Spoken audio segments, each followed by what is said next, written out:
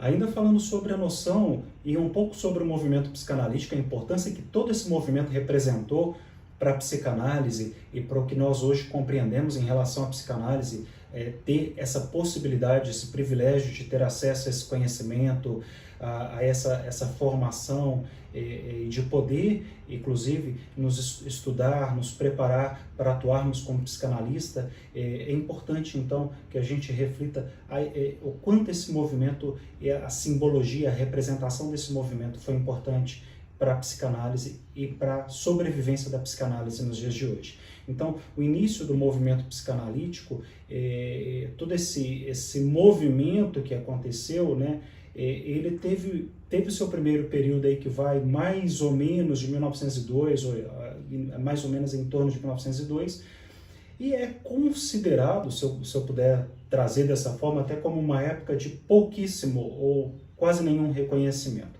Então, durante esse período, como eu comentei inclusive no vídeo anterior, Freud acabou trabalhando muito sozinho, e dessa forma ele até conseguiu ter algumas vantagens, porque ele conseguiu preservar de alguma forma as suas teorias, né, as suas formulações teóricas, e permitiu a ele trabalhar com um pouco mais de segurança em torno dessas ideias que vinham surgindo e que vinham sendo construídas ao longo de toda a sua obra, da obra freudiana.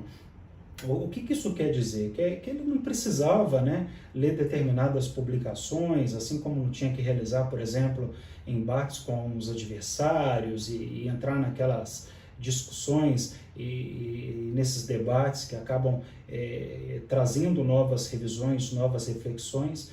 Então isso permitiu que ele tivesse uma certa tranquilidade a respeito das suas ideias e também das ideias do próprio movimento psicanalítico. Agora, nessa fase, o que se declara nesse sentido, o que se pode ver, é que ainda eram poucos os que se interessavam pelo assunto. Já quando a gente começa a pensar num contexto já de 1900, por exemplo, em diante, o que se relata é que Freud, por exemplo, realizou uma palestra na Universidade de Viena, a qual teve apenas 3 pessoas presentes. Olha, um dado interessante, já que a gente pensa lá nos primórdios do movimento, no nascimento praticamente da psicanálise, e olha, pouquíssimas pessoas assistiam de fato a essas palestras, se interessavam pela psicanálise, se interessavam pela teoria psicanalítica e prestigiavam esses eventos no sentido de busca de conhecimento, ou por uma questão de credibilidade ou por uma questão de desconhecimento.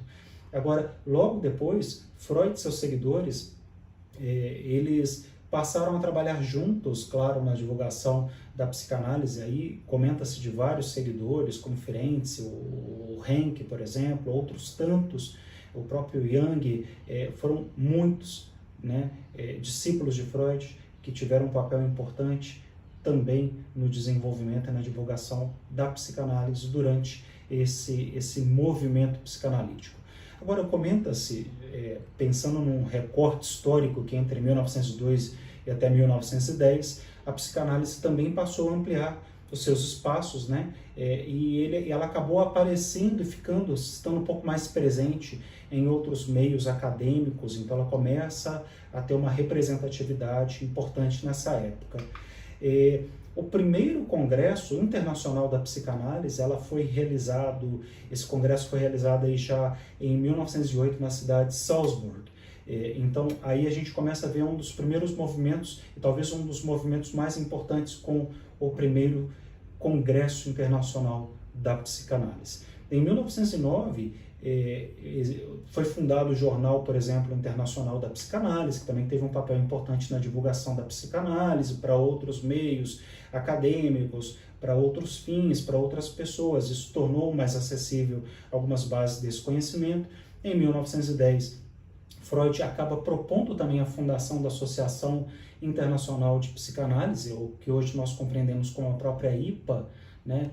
E apesar de tudo isso, né, a Brigada Vienense foi contra, de alguma forma, a criação dessa fundação na época. Quando eu falo brigada, eram quase como os guardiões ali, né, da psicanálise. Eles acreditavam que talvez a criação dessa fundação da associação não traria benefícios para o movimento psicanalítico e para a divulgação da psicanálise, mas vejamos então tudo o que pode acontecer nos próximos vídeos. É isso.